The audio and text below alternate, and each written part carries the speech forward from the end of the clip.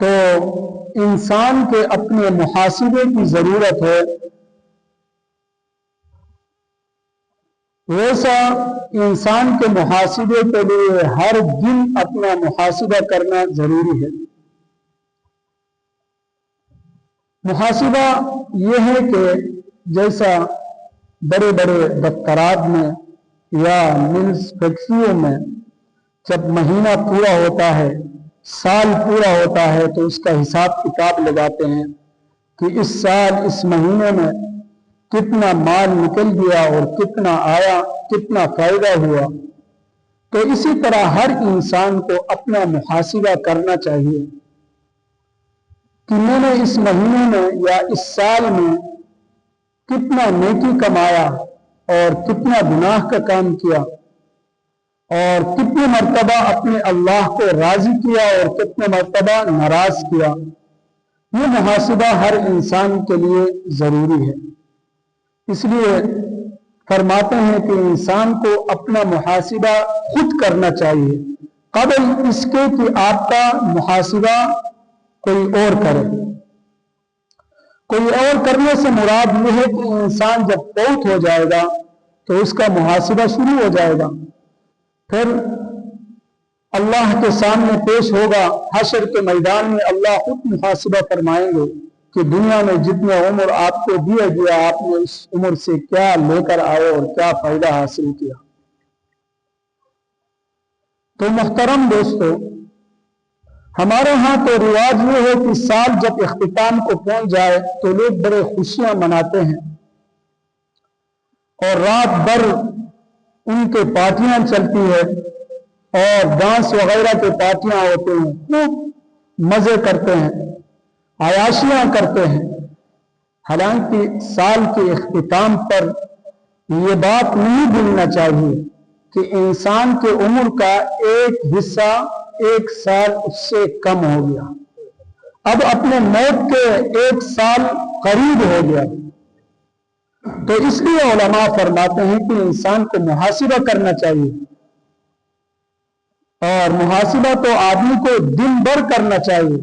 رات کو جب لیٹے تو وہ سوچے کہ آج پورے دن میں نے کیا کیا ہے، کتنا نیکی کمایا، اور اپنے رب کو کتنے مرتبہ ناراض کیا، کہ کتنے مرتبہ اپنے رب کے احکامات توڑے ہیں۔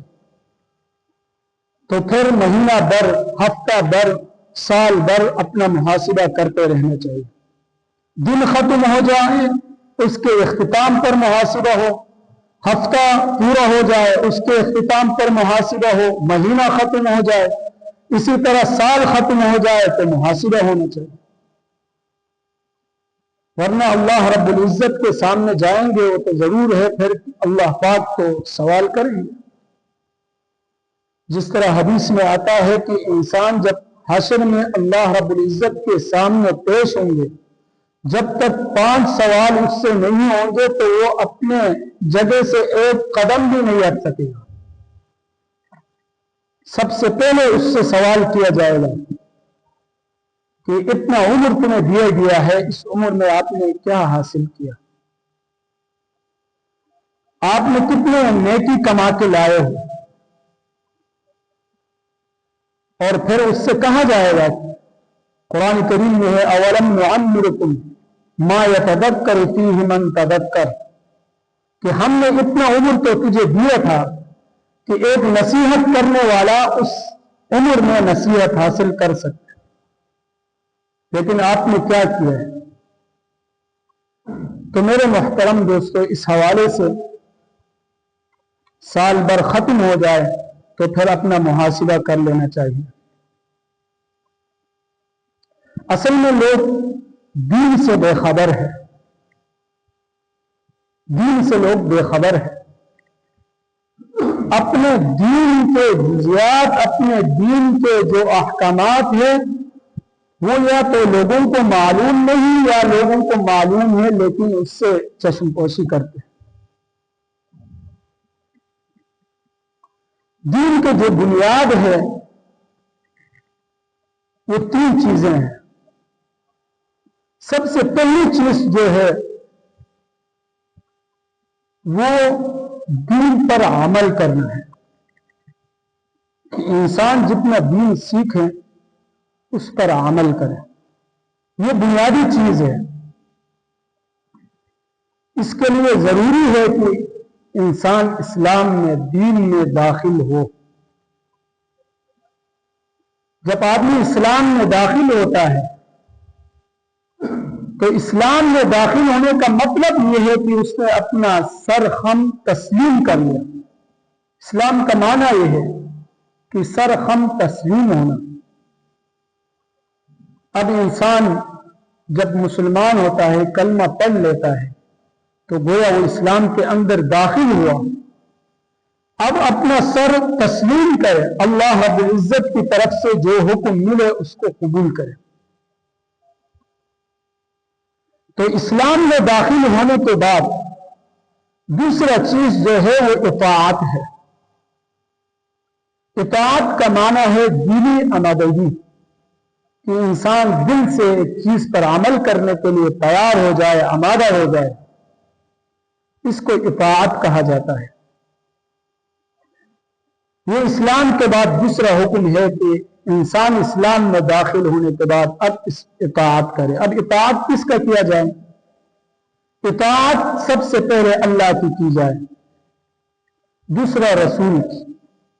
اطیعوا اللہ و اطیعوا الرسول. قرآن کریم میں مختلف جگہوں میں بارہا یہ آیات استعمال ہوا ہے. اطیعوا اللہ و اطیعوا الرسول, اللہ کی اطاعت کرو, رسول کی اطاعت کرو.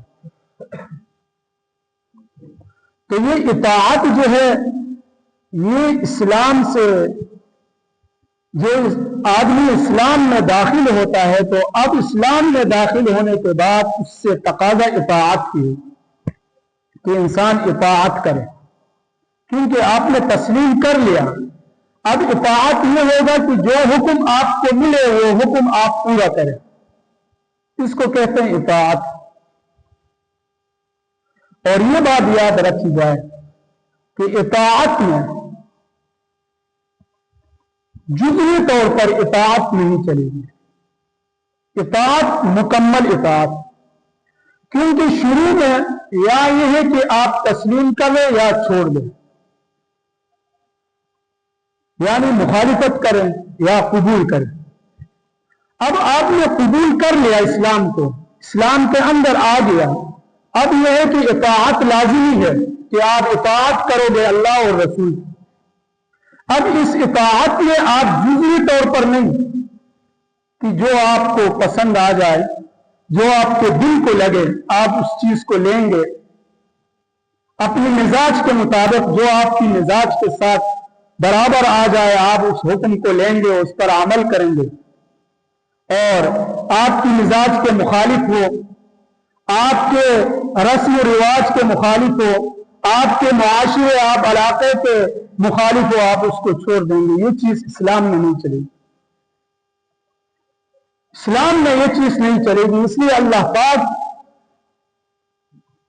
فرمایا ہے کہ ادخلوا فی السلم کافہ, اسلام میں مکمل کامل طریقے سے داخل ہو جاؤ, کامل طریقے سے. اور یہ نہیں ہے کہ آپ کسی ایک حکم کو ادا کریں اور دوسرے حکم کو چھوڑیں. نہیں, یہ چیز دین کے کسی حصے پر عمل کرنا, کسی کو چھوڑ دینا, یہ یہودیوں کا وتیرا تھا. اس لیے اللہ پاک نے ان کے بارے میں قرآن کریم میں فرمایا تؤمنون ببعض الکتاب وتکفرون ببعض, کہ بعض پر ایمان لاتے اور بعض کو چھوڑتے, انکار کرتے. اور جو بھی ایسا کرے گا اس کے لیے گویا کہ وہ دین پر عمل پیرا نہیں ہے, وہ دین پر عمل کرنے والا نہیں ہے. جو بنیادی چیز ہے اس کو ہم نے چھوڑ کر رکھا ہے. یہ بنیادی چیزوں میں ہے دین کے, کہ دین پر عمل کرنا, اطاعت کرنا. اب یہاں سے اگر ہم اپنا محاسبہ کریں گے, کیا ہم دین پر مکمل عمل کرتے ہیں یا جزوی طور پر عمل کرتے ہیں؟ تو میرے محترم دوستوں، ہمارا آج کل آپ دیکھیں گے کہ ہمارا عمل دین پر جزوی طور پر ہے، کلی طور پر نہیں ہے، مکمل نہیں ہے۔ آپ معاشرے کے جس شعبے کو بھی آپ لیں گے وہاں دین پر عمل جزوی آپ کو نظر آئے گا، کلی نہیں۔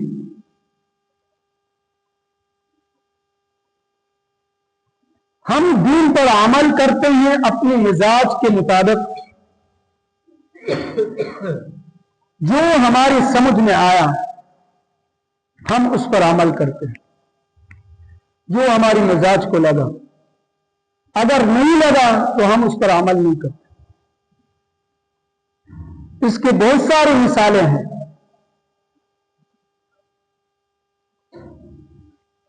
میرے محترم دوستوں، اگر ہر آدمی اپنے خوشی اور اپنے غم اور اپنے زندگی کے معاملات، اپنا رہن سہن، اپنے گھروں کے اندر کا ماحول، اپنے باہر معاشرے کا ماحول آدمی خود دیکھے، کیا ہمارے ان جگہوں میں دین پر عمل ہے یا نہیں۔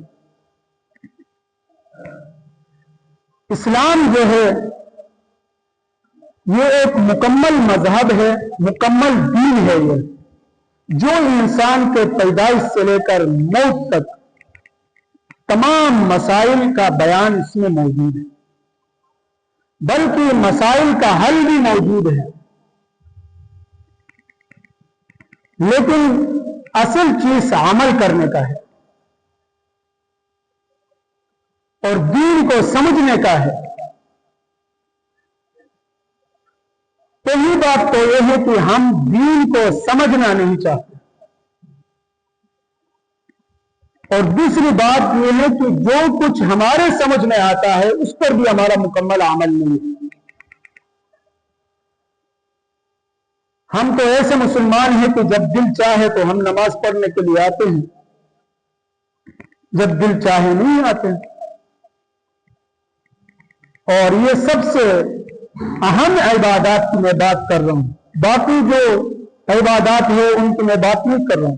جو سب سے اہم عبادات ہے نماز کا، وہ بھی ہم اس پر جزوی طور پر عمل پیرا ہے۔ آپ دیکھیں کتنے مسلمان علاقے میں رہتے ہیں، آپ دیکھیں گے کہ نماز کے لیے مسجدیں خالی ہے۔ آپ صبح کی نماز میں دیکھیں گے کتنے مسلمان نماز پڑھنے کے لیے آتے ہیں۔ تو کیا ہم اس حصے پر بھی مکمل عمل نہیں کرتے؟ اس عبادت کے جو اس عمل کرنے کا جو بنیادی چیز ہے وہ ان میں سے ایک عبادت بھی ہے کہ انسان اللہ کی بندگی کرے۔ اب یہ اللہ تعالیٰ کا حکم ہے ہمیں، کیونکہ ہم نے دین کو قبول کر لیا ہے، صرف ہم تسلیم کر لیا ہے۔ اس میں ایک چیز اور ہے تقوی۔ اطاعت کے بعد تقوی لازم ہے کہ اب اطاعت کر رہے اب تقوی اختیار کریں۔ اور تقوی کیا ہے کہ یا ایھا الذین آمنوا اتقوا اللہ حق تقاتہ، اللہ سے ڈرو جس طرح ڈرنے کا حق ہے۔ تو یہ تقوی نام ہے اس چیز کا کہ انسان اللہ رب العزت کی نافرمانی سے اپنے آپ کو بچائے، اس کا نام تقوی ہے کہ ہم دین کے کتنی جزیات میں اللہ تعالیٰ سے ڈرتے ہیں، تو کتنی چیزوں میں ہم اللہ رب العزت کے احکام پر عمل کرتے ہیں اور کتنے احکام ہم توڑتے ہیں۔ تو تقوی کا معنی ہے کہ اللہ کے جو احکامات ہیں اس کو توڑنے سے اپنے آپ کو بچانا، اور جو احکامات ہمیں دیے عمل کرنے کو اس پر عمل کرنا اور نافرمانی نہ کرنا، یہ چیز تقوی ہے۔ اب اس کو لے کر آپ خود محاسبہ کریں، کیا ہم نماز کا جو حکم اللہ نے ہمیں دیا ہے کیا ہم اس پر مکمل عمل کرتے ہیں یا اس میں جزوی طور پر عمل کرتے ہیں؟ تو میرے محترم دوستو، یہ دین کا بنیادی چیز ہے، میں آپ کے سامنے رکھوں، دین پر عمل کرنا۔ پھر آگے جو احکامات ہیں وہ تھوڑا اس سے بھی آگے جا کر آپ دین پر عمل کریں گے تو دین کو دوسروں تک پہنچانا اور دین کو قائم کرنا، یہ بھی اس فرائض کے اندر داخل ہے۔ جس طرح دین پر عمل کرنا ضروری ہے ایک بندے کے لیے، تو اس پر عمل کرنا ضروری ہے، اس کو دوسرے تک پہنچانا بھی ضروری ہے۔ اللہ رب العزت اس پر عمل کرنے کی توفیق عطا فرمائے۔